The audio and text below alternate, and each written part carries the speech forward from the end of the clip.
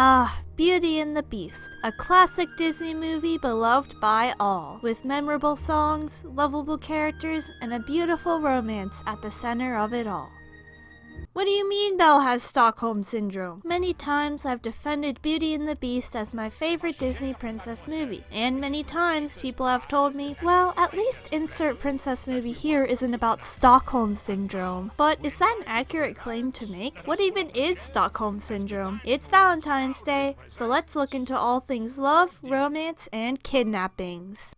Be our guest, be our guest, put our service to the test. Tie your napkin round your neck, Sherry, and we provide the rest. Before we begin, we have to define what Stockholm Syndrome really is. The basic definition of this mental illness is the positive bond that some kidnap victims develop with their captor. Sounds simple enough. The hard part is determining if the syndrome is even real or not. While yes, there are a lot of reports of abducted people falling in love with or defending their captors, many psychiatrists believe that there isn't much validity behind the term Stockholm Syndrome because there has barely been any academic research behind it. The term has become more of a caricature in media than an actual diagnosis, similarly to the stereotypical psychopath character. A lot of news stations and movies have sensationalized the idea of Stockholm Syndrome in order to create drama and instill a dark intrigue in viewers. So we're already standing on shaky ground here with this term. But maybe it does have some merit in Beauty and the Beast. After all, Belle is imprisoned by the Beast, and guess who gets the girl in the end? The only problem is, there are a lot more reasons for Belle to have fallen in love with the Beast than her being a victim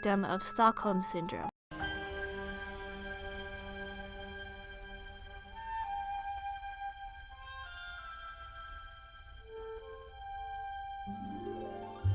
First off, I think it's important to create a sort of checklist for Belle's perfect man, and this can be defined by contrasting the characteristics of the worst man for Belle, Gaston. So why doesn't she like Gaston? I mean, all of the other townspeople are enthralled with him. We can see Belle's distaste for Gaston in their first interaction right after the opening number. She's not even outright mean to him, and tries to be polite by saying hello, but he immediately begins to turn the conversation back to himself. Hello, Belle. Bonjour, Gaston. Gaston, may I have my book, please? How can you read this? There's no pictures. Belle doesn't like that Gaston shows no interest in who she really is or what she likes, and instead tries to force her to act the way he wants her to. Still, Belle tries to put up with him, but it's no use. Gaston just shoves her books out of the way. So we've got our first value. Belle wants a man who takes interest in her hobbies, even if he's not all that interested in them himself. After Belle's failed interaction with Gaston, she talks with her dad and laments about how she feels like an outsider in the town. When Belle's dad suggests making friends with Gaston, we get to hear some more about why Belle doesn't care for him. There's no one I can really talk to. What about that Gaston? He's a handsome fella. He's handsome, all right, and rude and conceited and...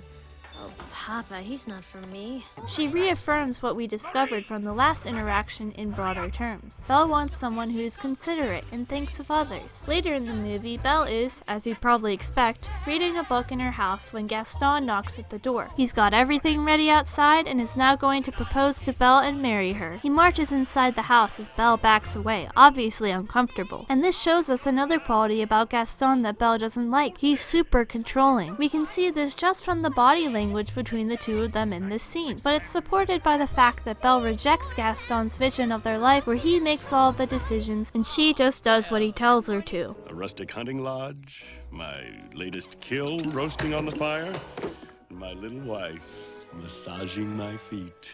While the little ones play on the floor with the dogs. So we have another quality that Belle values, being open to what the other person wants in the relationship. After this, Gaston is pretty much out of the picture until the climax of the movie, and by then, Belle has already fallen for the Beast. And so through all of their interactions, we found different qualities that make Belle's perfect man, and they all really boil down to this idea of being understanding. Now we've reached Belle and the Beast's first interaction at around 20 minutes into the movie, and you're probably thinking, the Beast is the complete opposite of understanding in this scene, and you're definitely right. So that's it. Belle's got Stockholm Syndrome. But we can't forget literally the next hour of the movie.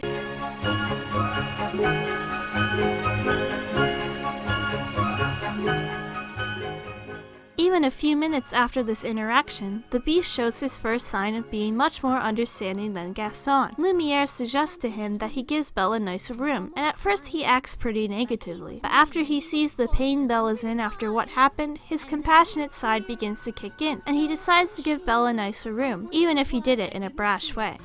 I'll never see him again. And I didn't get to say goodbye. I'll show you to your room. My room?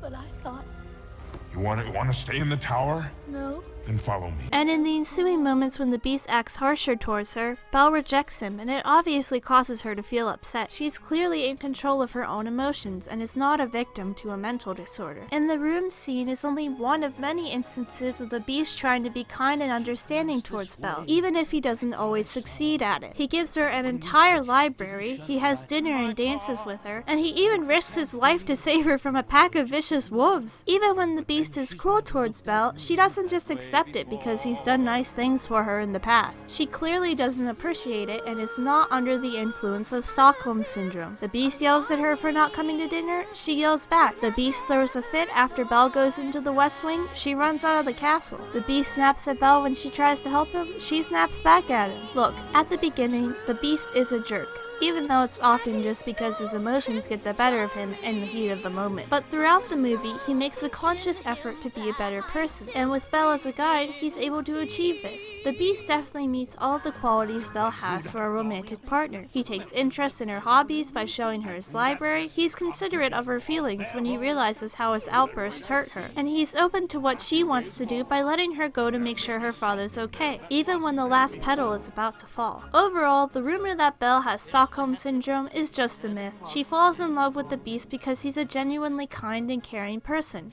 not because she's being controlled by a mental disorder that barely even has any scientific standing. Now, stop trying to be all edgy by putting a dark spin on the Disney classics. Thank you all for watching. Let me know if you enjoyed this video by giving it a like. I have more Disney videos and reviews on my channel, so make sure you subscribe so you know when those come out. Have a happy Valentine's Day, and I'll see you all next time. Bye!